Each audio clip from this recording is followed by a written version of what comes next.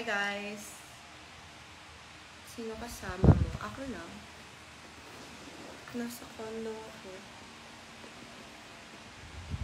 Kakauwi ko lang from multiple meetings and from sourcing a manufacturer.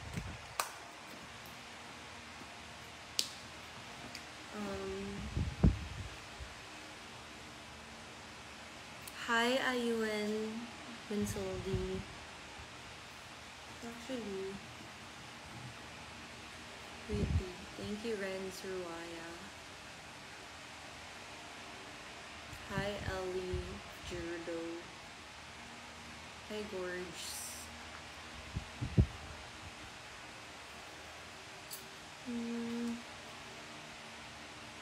Kahit anong angulo, ang ganda. Oh, thank you, Patricia. Ang ganda rin ang DP mo.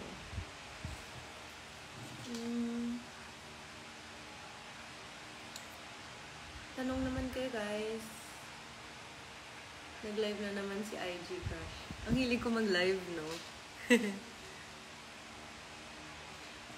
Pretty, sweet, Tonette. Thank you. Casey Radtasa. Pretty mo talaga. Thank you. Ayuen Binsol. Miss ko na kilikili mo makita, Crushy.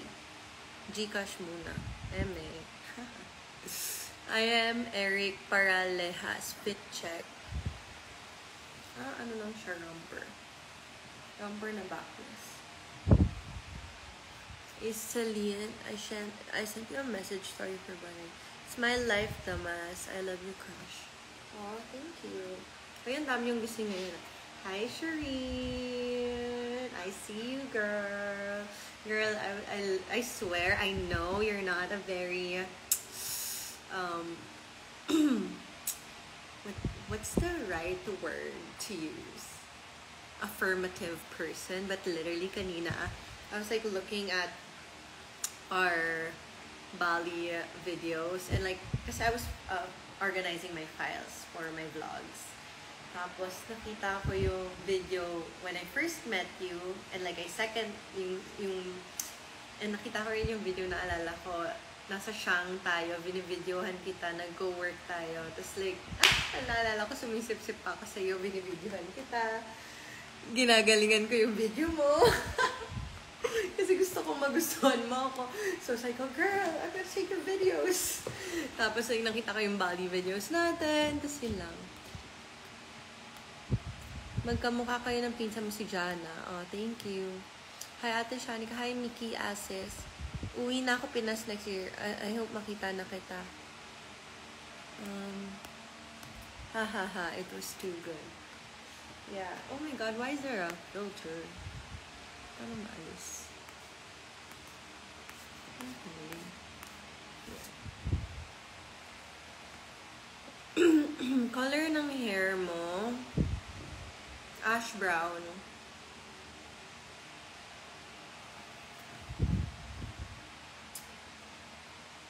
Alam nyo guys, lagi ko nakikita kung sino yung nag-join ng live ko. Like, nababasa ko yung, please share your love life. It is so non-existent. As in, so non-existent. Wala, parang, wala lang akong gusto. Like, sure, I'm talking to guys, but no one's standing out. Kaya mo naman na po ba magbuhat ng phone mag-isa? Yeah, I did carry the phone before. Ewan ko, parang, I feel like I'm jaded. Like, I feel like, I don't know. Parang, being in a relationship right now doesn't excite me. Yeah. Especially in this day and age. And this, wait na lang kesa risk sa di worth it, sabi ni Adi Boys. Yeah, obviously. Hi, CJ04 Santos. Ate, pag-read po, B-day nyo ngayon, si JV Rami Fez. Happy birthday, JV Rami Fez. May bala ka po ba magpa-short hair? Wala. I love my long hair. Like, since bata ako, long hair ako. Yeah, anyway, being in a relationship just does not... I love your nails. Thank you. It's cotton candy paint. Ano ba nakikita nakaka-stand out sa isang guy para sa'yo? Honestly, for me, it's the right amount of effort, intelligence, and security. Apartment tour. Next time na. Like, I find it so attractive when a guy has the means to provide, can keep up with intelligent conversations and funny ones. Like, for me, humor is intelligence as well. Mala Jeneline Mercado ang beauty mo. Alam mo dati, sinasabi sa akin, or Sanya Lopez, yung Angelica, narinig ko na yan.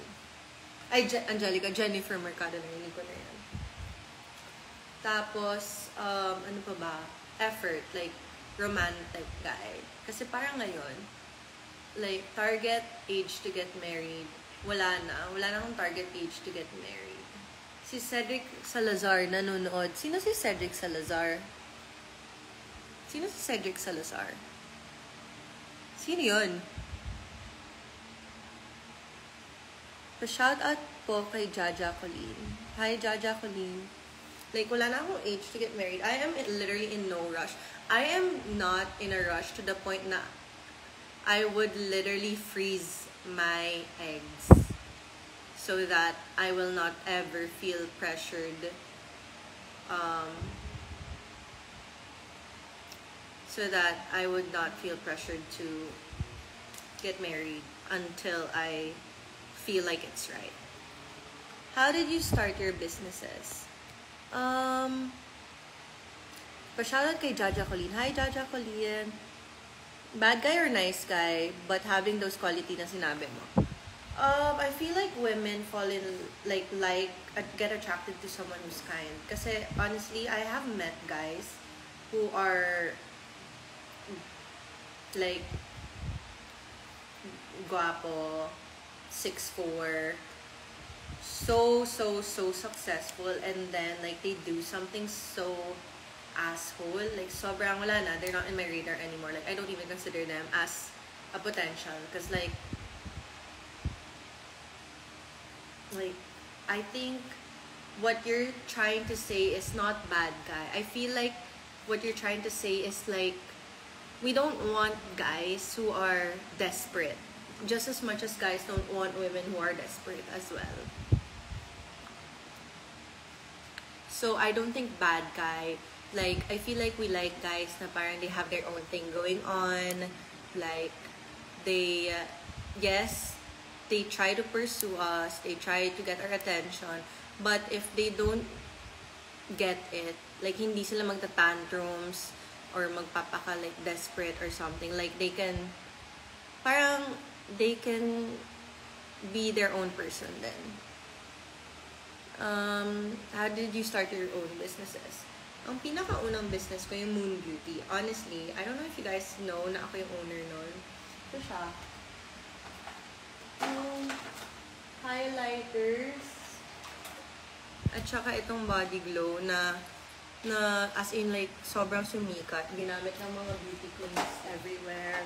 And then, like, sobrang, like, sobrang sumikat to. Anyway, yun yung first business ko.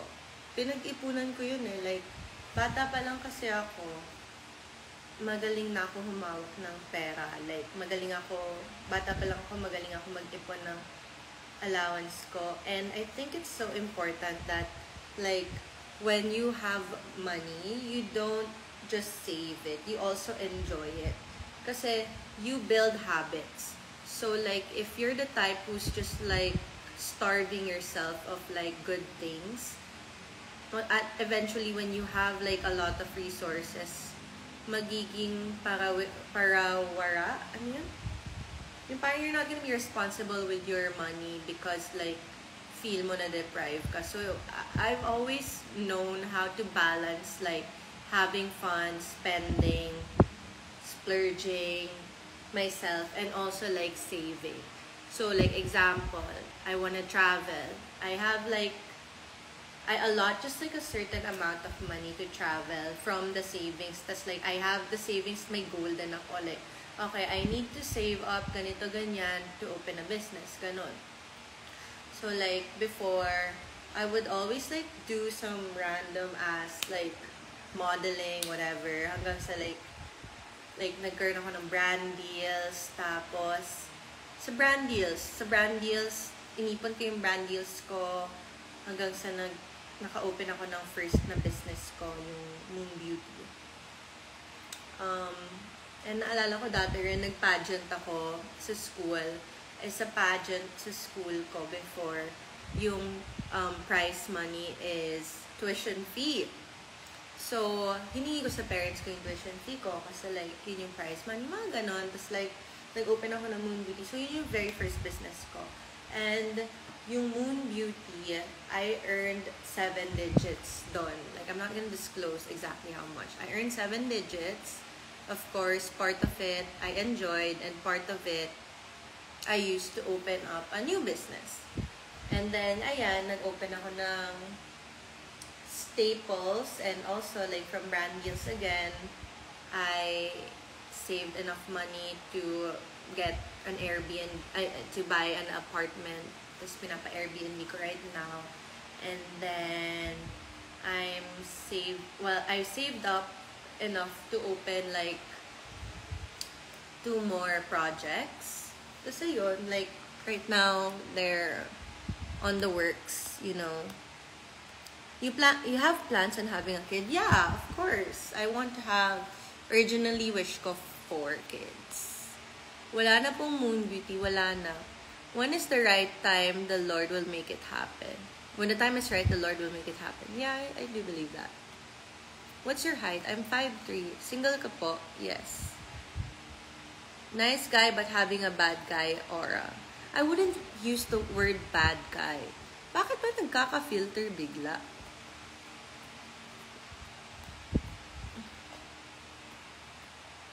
Uy, ano tong filter na to? In 2024, I will be. Never mind. Paano ba alisin?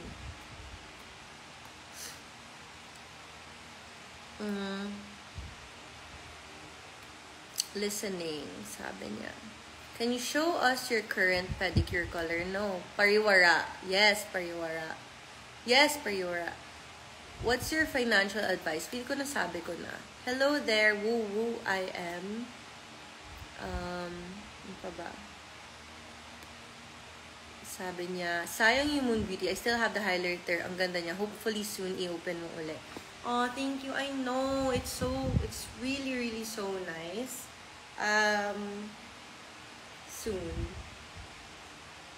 Soon. Hi, Shanika. Paano mag-order ng Staples? Sa website, staplesclub.co. Lights on, lights off.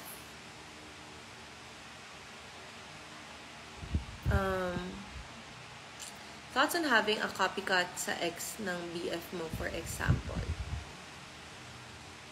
I really don't care about copycats anymore. Di ba pilot ka? Yeah, I am. Ganda. Octuge not jerk. Ang hirap i-pronounce ng user. Till what time itong IG live mo? Magpupuyat me para sa'yo kahit may pasok ako ng 6 a.m. Uy, OA! Wag! Ay, kinilig ako. Yeah. Hi, Nate. So pretty. Ha, thank you. So, ayun. I'm so excited sa next project ko.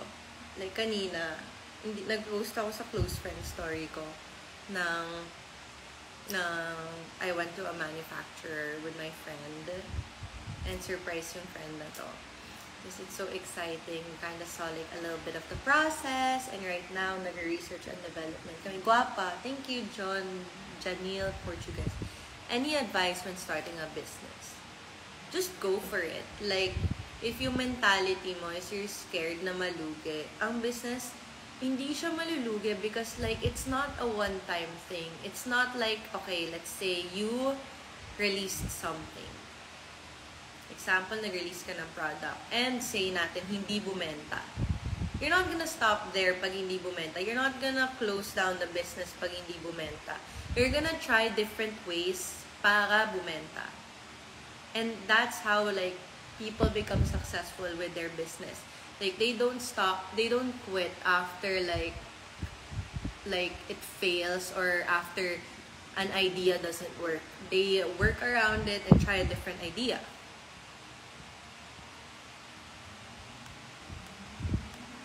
So just honestly, just do it.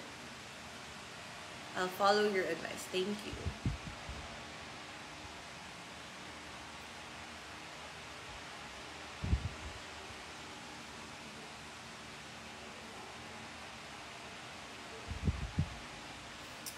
So, ayun.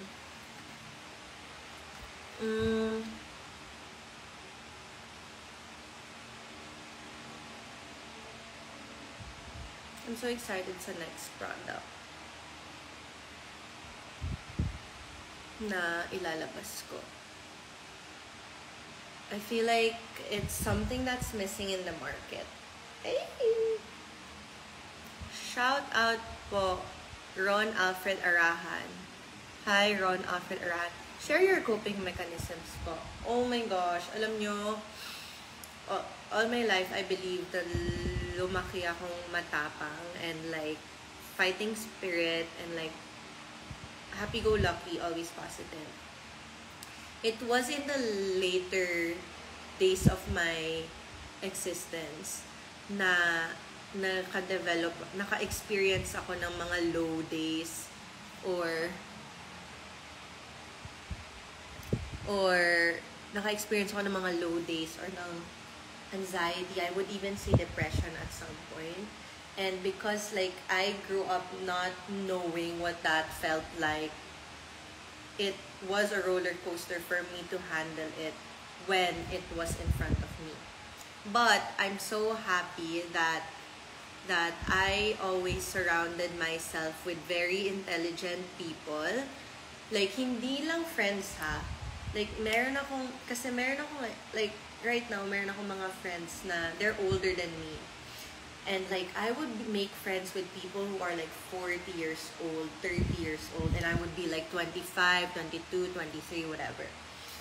And of course, they're nice to me. Like, yung iba kasi may gusto sa akin or something. But I value the friendship so much because like with these kind of people, especially like successful people, you will literally learn so much. Not just about business or money. Because these are the type of people that invest in themselves. Like, they invest in their mental health. Like, they have coping mechanisms. Especially since they are successful for a reason. Kasi meron silang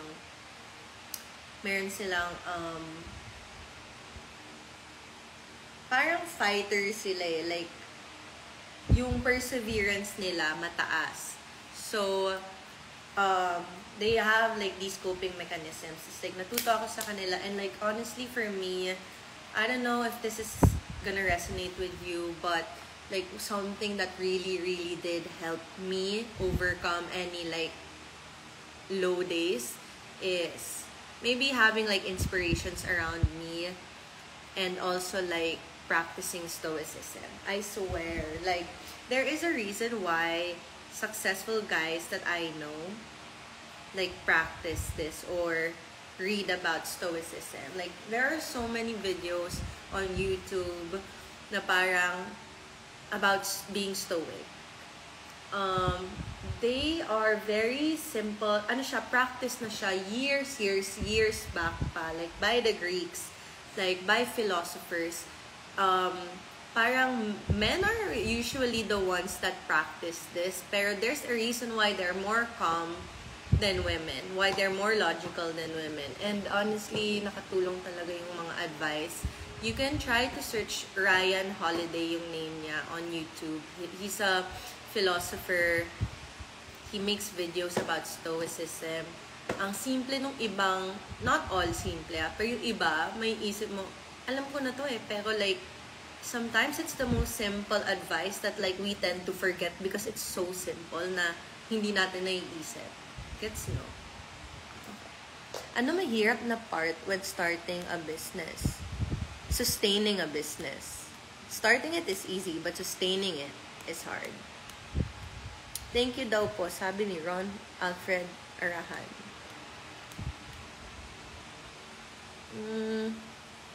I'm listening. Wala na akong masabi. Gusto ko na lang makinig habang nagsasalita ka. Ba't naman ganon? Shout out po kay Patrick Luna. Hi, Patrick!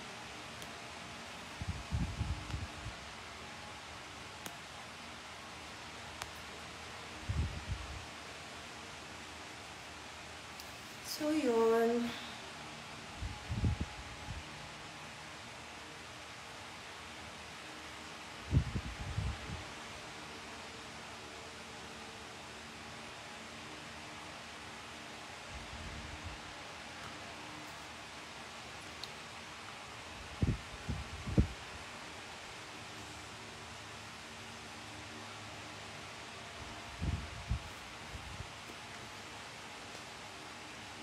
Shoutout rin po kay Mark Carlo Worm Ramirez. Hi, Mark. Kiefer Gerald. Wala na kayong questions? Gusto ko may mga questions. Thank you so much. Ganda mo kahit anong angle. Very demure. Very cutesy. Parang narinig ko na yung word na stoicism. Dami motivational speaker dito sa IG. Hi. If your ex po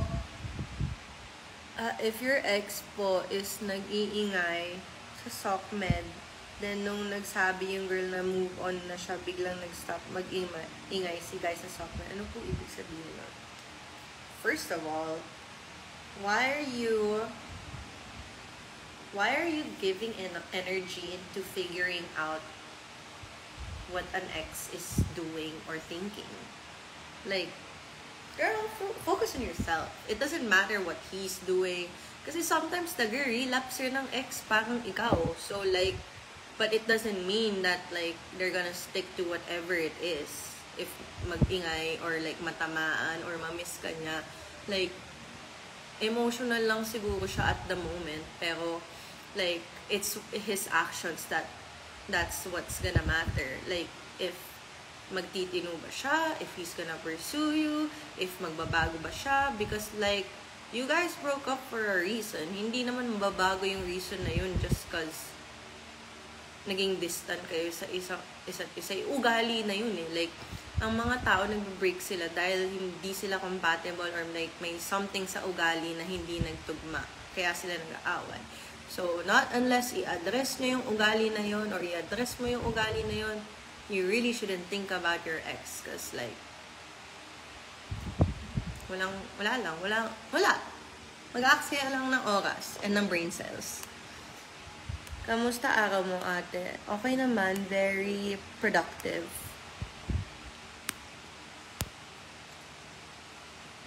Have you seen the Breakdance Olympics? No. What is your best self-care? Ooh. I don't know, just like taking care of myself overall, like skincare. I do really want to invest on a LED light therapy machine. And I do want to invest on hair care. Derma is very important. Working out is very important. Yeah. Pwede ka rin pala love guru, Ma'am Shanika. Oh, thanks. Which area should you focus on or invest when running a business? Kung ano man yung strength mo. Like, for me, my strength is marketing. My strength is making a product go viral. Or like, making it look beautiful. The aesthetic. Like, all of that. That is my strength. And like I have other strengths in other departments, but yun yung main strength ko. So focus on your strengths kasi yun yung like what you're continuously gonna put out in the business. Like example, si Lovely, magaling siya sa research and development. Kaya ang ganda ng formula ng Lovely Cosmetics kasi magaling siya mag R&D. So yun yung strength niya. Si Jade, yung boyfriend ni Lovely, magaling sa back-end, finance, logistics. So yun yung focus niya. Kamukha mo si Brie dun sa Too Hot to Handle. So yun.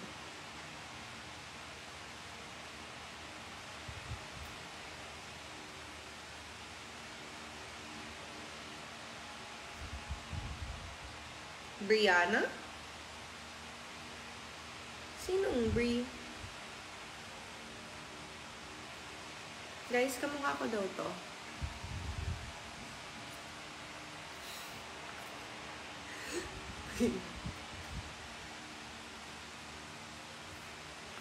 Lagyan natin.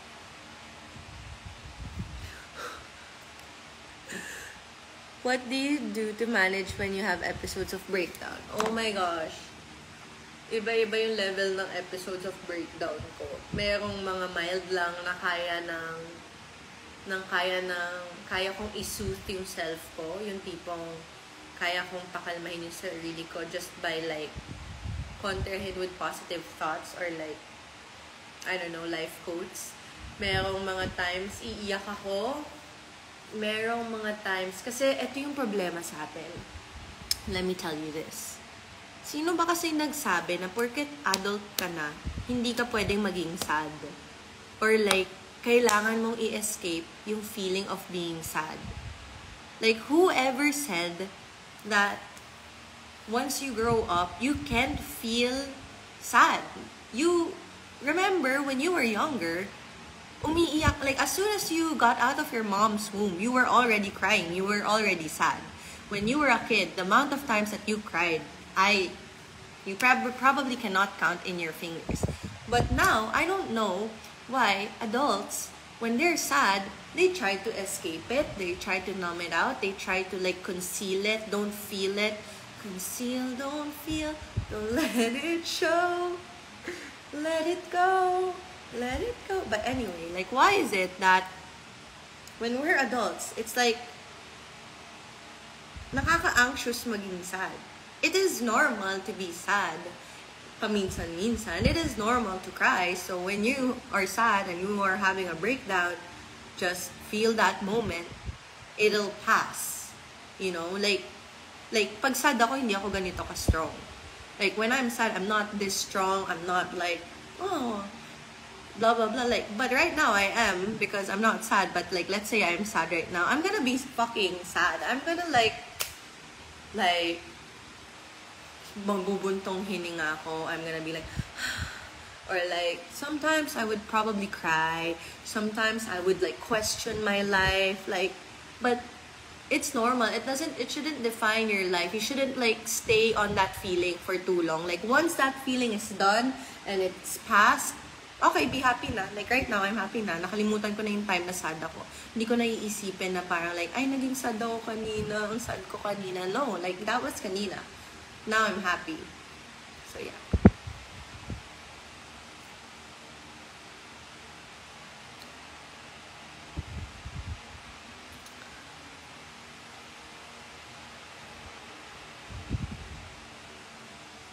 Paano mo i-handle yung situation na yung ex ng BF mo tries to copy you, like parang nagpapapansin? I mean, feel flattered that you have a fan? Diba? Like, coping mechanism niya siguro yun. Just let it be.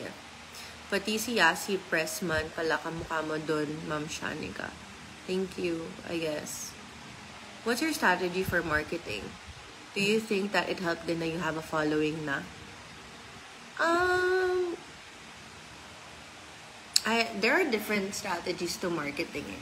There's like hopping on trends. There's like being unique, creating your own brand. There's like different things that like you should all simultaneously do at the same time. You can't just keep on copying trends or hopping on trends. You have to have your own thing as well. And apart from having your own thing, you also have to be creative. Because sometimes yung own thing mo is being funny. But like, apart from being funny, you should also be aesthetic. Like, maraming, ano.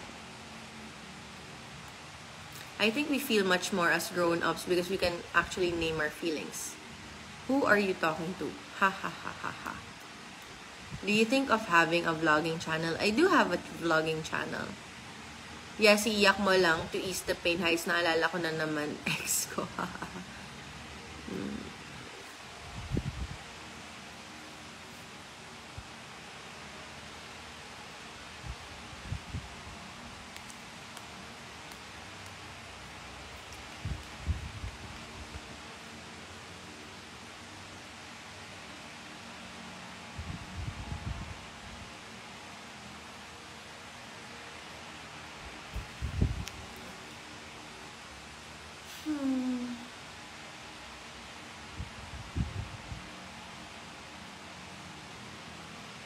Hi, I'm Ellen Hope.